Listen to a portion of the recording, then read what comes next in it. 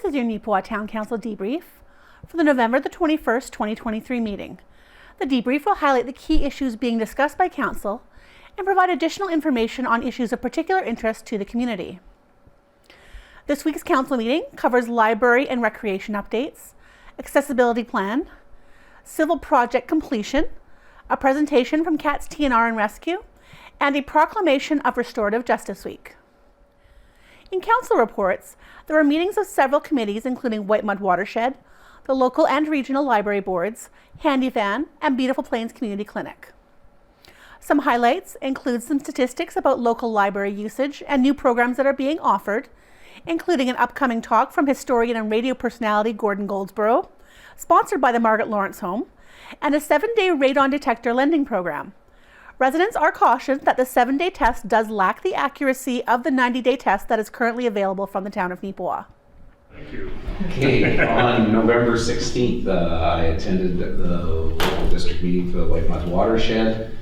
We talked our annual budget through, and we had an opportunity to review upcoming projects for the 2024 season.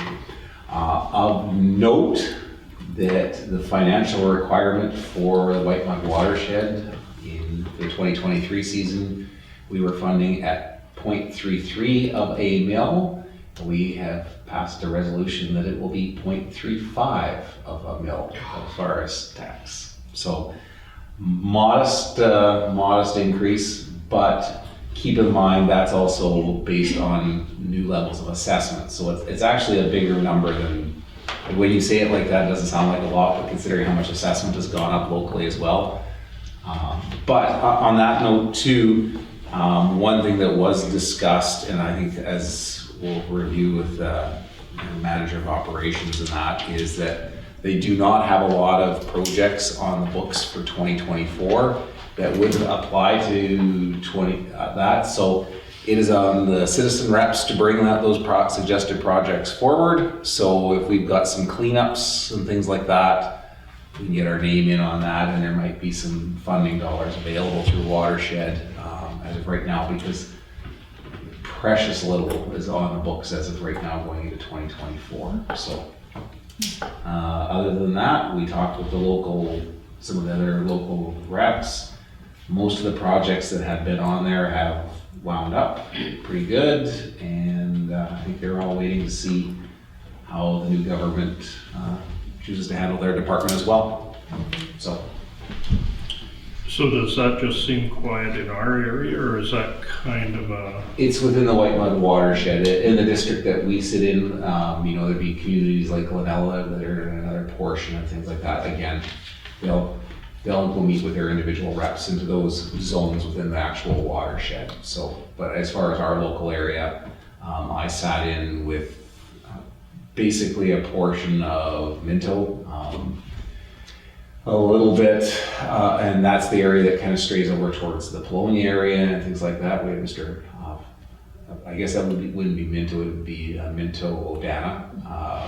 And then we also have Rosedale present, and as well Langford, and then we also had Lansdowne, Glenella there a little bit, but Glenella still separates out to a little bit different area as far as their citizen reps go. So, but yes, there's not any major projects, and there's going to be some opportunities. They're looking at things like cleanup and things like that, and they have their requirements that are involved, what will qualify. But we've talked about how we can maybe better protect Park Lake or some of those things on the White Mud within the town. So there might be some dollars that are available. Yes. Yeah, on November 9th, we had a local library advisory committee meeting. And some highlights to share with council that I think would be of interest is the Margaret Lawrence House is going to be bringing in an author, and we're going to host it at the library. And it's going to be on December 7th, and it's a famous author, and I'm not going to tell you who it is because you've got to go reach out to the library or Margaret Lawrence in order to figure out who that famous author is.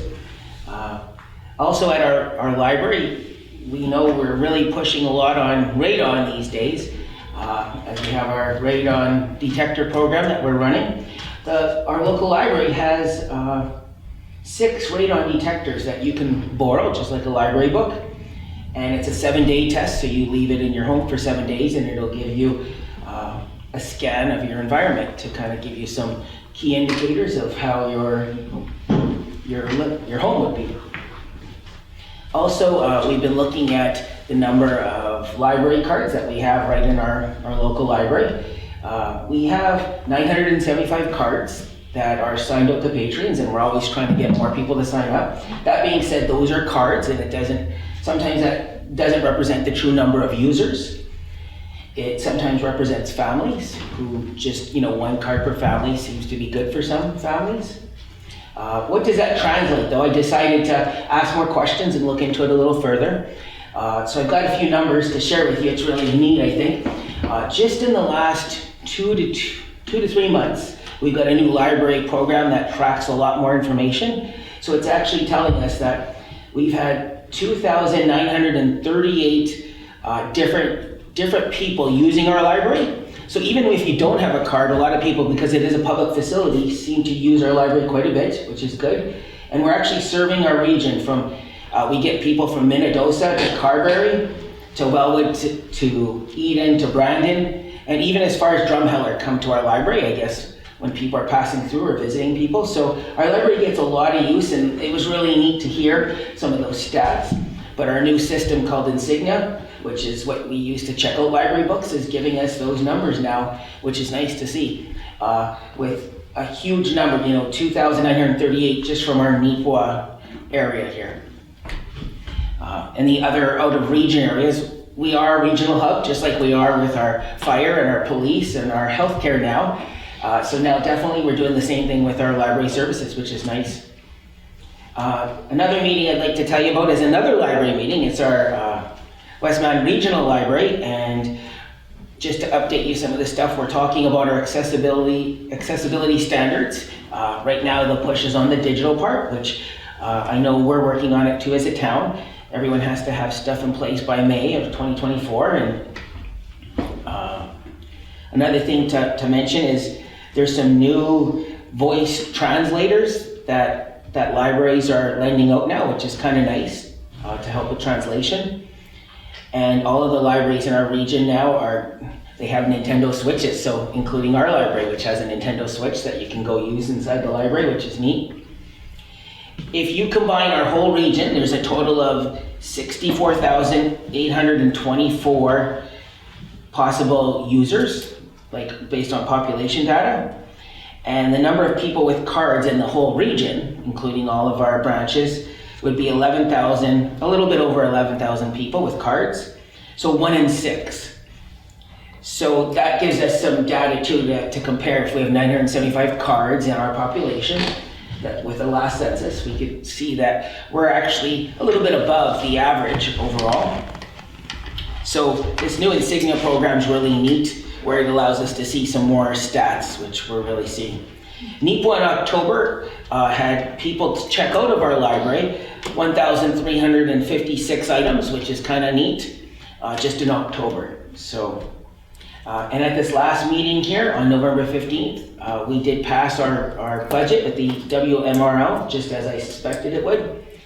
And I did request because it's something we wanted to see as our council, we wanted to see the other budget column from last year. So we just got an email yesterday, which has our new budget that has been passed.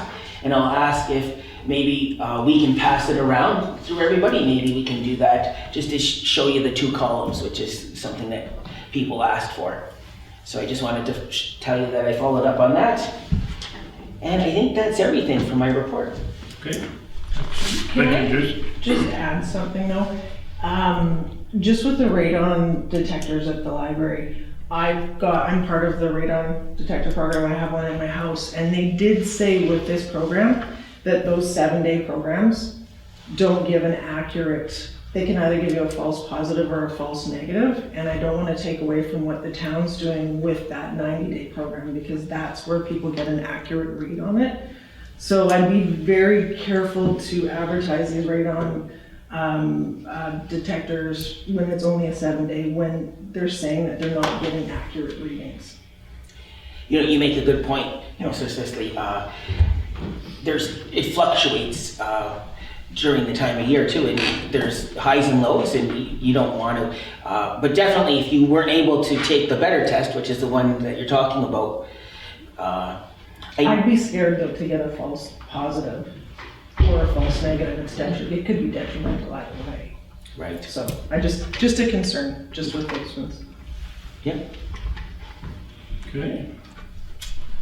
Anyone else? Councillor Sisley.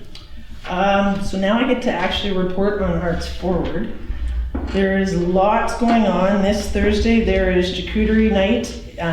This is the second annual. It's a partnership that we did last year with Neepawa Gladstone Co-op, Farmer Estate Brewery, and Bothwell Cheese. It is $45 a person, but that gets you all you can eat food and drink. It's cheese pairings with wine, beer pairings with some very delicious appetizers that Neepawa Gladstone Co-op does. Last year we had live entertainment. This year I believe there is live entertainment again. I believe it's Blair Chapman that will be playing during the evening. It is a very, very cool evening. Once people got the hang of, they actually have to pair everything. They're not just going up like a buffet and taking stuff. You pair with the drink and the food. It's a really, really cool night, and it's a great night for people going into Christmas season. So there is some tickets still available. You can either go to the Co-op food store or call Arts Forward at 204-476-3232 for tickets for that. Saturday in town is going to be a crazy day with so much going on. The Glorious Christmas Wish Sale will be at the Yellowhead Hall. This is Arts Forward's biggest fundraiser of the year. There is 50 vendors that will be at the sale with some pretty unique items. The sale runs from 10 to 3 p.m. and entry is $3 for that. On Saturday as well, the Chamber of Commerce has the Parade of Lights. It starts at 6 p.m. on Saturday night. There will be a lot of floats this year, and you may even see some of us council members in different capacities on different floats and walking around. We had handyman meeting today. We did get our total from the Co-op Fuel Good Day. The donation was huge. It was $2,217.77 that we got from the Co-op Fuel Good Day, which was awesome for us. A huge thank you to Neepawa Gladstone Co-op for selecting the handyman to be the recipient this year. We did get 465 rides in the month of October, so that was up a bit. That was nice to see. And we do have the Christmas shopping trip to Brandon that Hand has planned, so that is December 5th. We will be taking the bus for that. It is $30 a person. You can call Michelle at Hand at 204-476-2009 to get registered for that one. And just a note, with everything going on Saturday, the handyman is available. If you are wanting to book it, just please phone ahead to reserve your ride. So that is 204-476-2828. And the last thing I have to report on is our rec department has organized Santa Day at the rink for Sunday, December 3rd. She's got lots of activities planned. There's Santa photos with Nicole Susky. There is take and make Christmas tree ornaments. You can bring your letters to Santa. There will be a public skate from 4 to 5 p.m. and then a skate with Santa from 5 to 6 p.m. And there's a Neepawa Farmers hockey game afterward as well. So lots going on. A delegation from Cats TNR Rescue came before council to request a temporary emergency zoning variance to help them relocate their current shelters. In addition to their network of foster homes, the organization currently has 2 shelters that can house upwards of 20 animals, but both are rented space in buildings that have recently been sold, and they will be losing the shelter space at the end of the year. The zoning variance would allow them to shelter animals in a residential rather than a light industrial area until they are able to secure a more permanent space. As the cats are kept indoors only and the shelters are regularly maintained and cleaned, they do not believe this will cause any issues with neighbors in residential areas. They have also requested an end date of December 2024 for the variance in order to give them enough time to secure a building, but also give assurances that this is a temporary measure only. So we have representatives here tonight from TNR Cat Rescue, and ladies would come forward.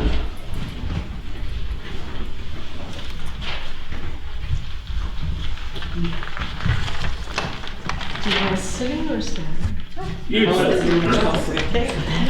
Get comfortable. As Brian said, we're here from Cats TNR Rescue. All three of us volunteer with the rescue. We have Dorothy Tagg from town here, Liza Possia from Gladstone area, and I'm Lila Hildebrand. Thank you for making time for us tonight. Liza, we have a presentation and she'll read it off. Okay, thank you once again. Tonight we are here to request council approval for a temporary emergency zoning variance for relocation of our shelters to a non-light industrial zoning area within the Neepawa limits. A little bit of our background. The Cats TNR and Rescue has been in operation in the Neepawa area as a not-for-profit charitable organization since 2013, running solely by volunteers, and they do a wonderful job at that, thank you. At that time, there are approximately 20 cats in care. That number has grown now to 80 plus due to the increased area population and partly because the rescue has a higher profile. At present, our cats are in care supported by home foster system and 2 shelters in Neepawa, both on Gill Drive. The smaller shelter has 5 cats and the larger shelter has 10 cats. Both are rented spaces and both have been sold, and with the owners advising termination of our leases. The owner of the small shelter has given us until spring of 2024, while the owner of the larger shelter has given us until December 31st of this year. After this date, we do not know where the 10 cats will go. Our request to the council is we've been trying through social media, cold calls, and word of mouth to find a new shelter building. So far, nothing has been available, but in case we have an option to relocate to an area outside of our zoning, we seek your prior approval today. We are here to request a permission for a temporary emergency relocation of our shelters until December 31st of 2024 to allow us more time to find a permanent site. We do not wish to set any precedents for a zoning variance. It would be on an emergency short-term basis only, and we are running out of time. The shelter at a residential location, for example, would in no way cause issues with the surrounding residents. The cats never go outside. They don't make any noise. The shelters are cleaned twice a day by volunteers. The litter is disposed of in bags in the town bins. And we never have had any complaints of surrounding businesses so far at our present shelters. Some advantages that we are providing for the town of Neepawa: there's fewer cats roaming the streets and causing issues with residents. The cost savings in animal control and veterinarian costs, the cost of housing cats, litter, food, and euthanasia by the pound if needed. We are a no-kill organization and we pay our own bills. Thirdly, healthy and non-producing cats available for people to adopt pets, and shop pets and barn cats. We also have a program, and we have rehomed over 700 cats since the inception of the shelters. An organization that supports the town functions as well as Canada Day and the fair pancake breakfasts and the concessions at Canada Day and through craft sales. Our director is Linda Desjardins, and she'd be more than happy to answer any further questions that go into quite depth. Thank you for your time. Okay. Any questions, councillors? So you have nothing on the perspective of locations at all at this point, yeah?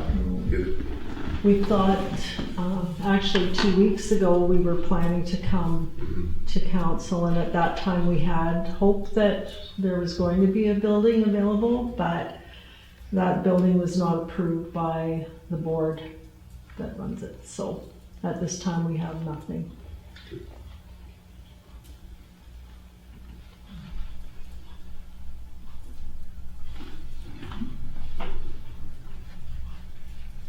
a copy of that for you if you Yeah, that want. would be great. And I can also, if you want, I can also email it to everybody if you need it.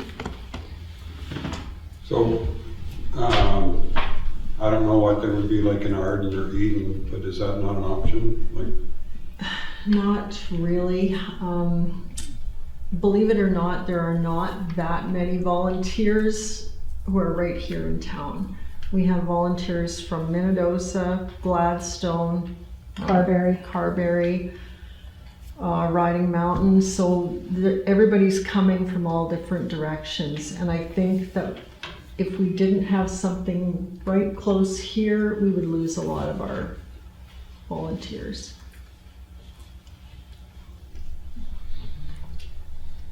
And if you know of anything that might work for us, we would really appreciate knowing. What are your requirements as far as facility goes? Like, I don't know what when you say your large facility right now, and it's Yeah. 10 animals Yeah. currently. And that's actually a fairly small number for that shelter. We've had as many as 17 cats in there. It would be what? Hydro, Probably- running water. Even water, Yeah. both of our shelters right now don't have running water. So we've brought water in jugs and that's been okay, but we need something with electricity and heat. And size doesn't really matter too much. The bigger it is, the more cats that we can help. But, And nobody goes outside, none of the cats, so it's contained. yeah. So I would say our larger shelter's probably 500 square feet, 600 square feet. Yeah, I would say about that, yeah. Okay. Any other questions? Other than doing your fundraising, have you ever looked at applying for any type of grants? Have you ever applied for any type We of grants? have, but because our shelters are rented, grants are not normally given for operating costs. We've tried, but we've applied to the foundation 2 or 3 times and they just say, well, we can't help you with any operating costs. We have got a few small grants from the Youth Advisory Committee, but it's for things like litter boxes or traps or things like that. Yeah. I guess if we had the opportunity to buy a building, then the grants would maybe be an option for us. But at this time, we don't have any land to put a building on, and the cost is just so high that it's really not an option for us right now. We're pretty busy fundraising just to keep the cats sheltered and fed and watered and everything else, so. Yeah. Okay, well, certainly appreciate you ladies coming out tonight and discussing with us. And so we'll have to talk about this amongst council and Yeah, and whatever, let us know what our next step should be if Yeah. that's the case. And thank you again for your Thank you very time. much. Really Yeah. appreciate it. yeah. Manager of Operations Denise Kay comes bearing only good news to the meeting. The new Assiniboine Community College training facility is now complete and awaiting installation of equipment. As well, the Park Lake restoration project is finally complete, pending a final inspection tour. Residents will have noticed that the town operations staff have installed the Christmas lights for the season, and the department is now busy looking at what the new year will bring. Well, council and ourselves had a tour of the training facility. It was nice to see that the building is, I would say, virtually done. There's a few minor touch-ups here and there to be worked on, but the brunt of the work is done, so now we'll be waiting on ACC to move their stuff in there. Park Lake project is essentially complete. I have a final inspection tour with the consultants and the contractor on Thursday, so we'll be going over the lake project to ensure if there's any deficiencies or anything wrong with anything. But hopefully after that we can start seeing that lake start filling up.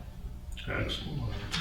Every time I go there, there's less and less equipment, so they're demobbing as much as they can right now, so lucky residents don't get to hear the equipment fire up early in the morning and shut off late at night. It wasn't a problem.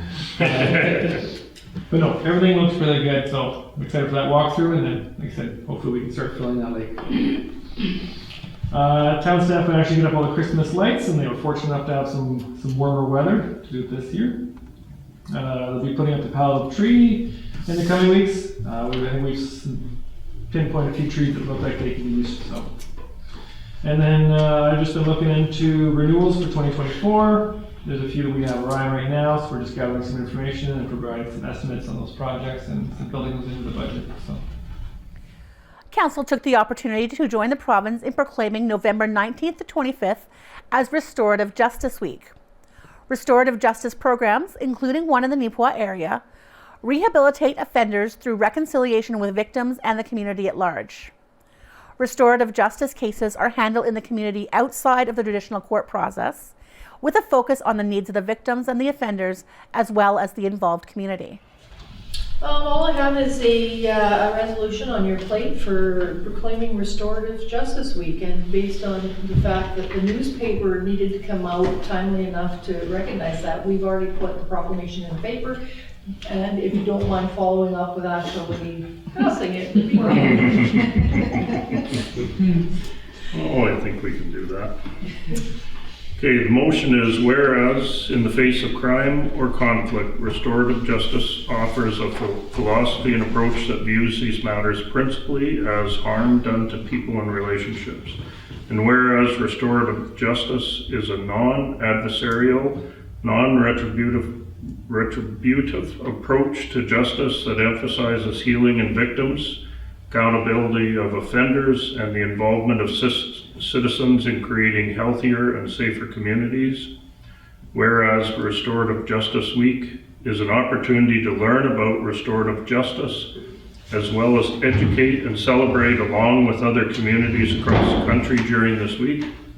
Therefore, we, the Council of Town of Neepawa in the province of Manitoba, do hereby proclaim the week of November 19th to 25th to be Restorative Justice Week in the town of Neepawa. Moved by Councillor Sisley, seconded by Councillor Nadeau. Any questions? Councillor Nadeau. I just want to speak in support of us doing this because the province released yesterday that restorative justice in our province takes 3,400 cases per year from the courts, and there's over 52 community justice programs in our province. So some really good statistics there to help support that this is a really good program. And if I can add something, there's 3 of us here that sit on the Restorative Justice Committee, and a lot of people don't know this committee exists. And that in itself is, we're able to do these cases and nobody knows, and we're able to get things back on track without people having to go into court. So it's a very good program. Yeah, that is a very good point, and also, thank you for you guys being involved in that as well, for sure. Okay, all in favor? Opposed? Carried. 3 policies that were discussed at the previous council meeting, the tree protection policy, the commemorative benches and trees policy, and the accessible communications and information policy, have all come back to council this month and were passed without any further amendment, alongside an update to the town's accessibility plan to reflect the new policy and a related tree protection bylaw. Also covered were the regular financial reports and the Crime Stoppers annual appeal letter. You can view end-to-end coverage of the town council meeting elsewhere in the NACTV schedule, including immediately following this. If you have comments, questions, or topics we might be able to shine some light on for you, please reach out to us at 204-476-2639 or by email at nactvnews@gmail.com. Thanks for joining me, and I hope to see you next time.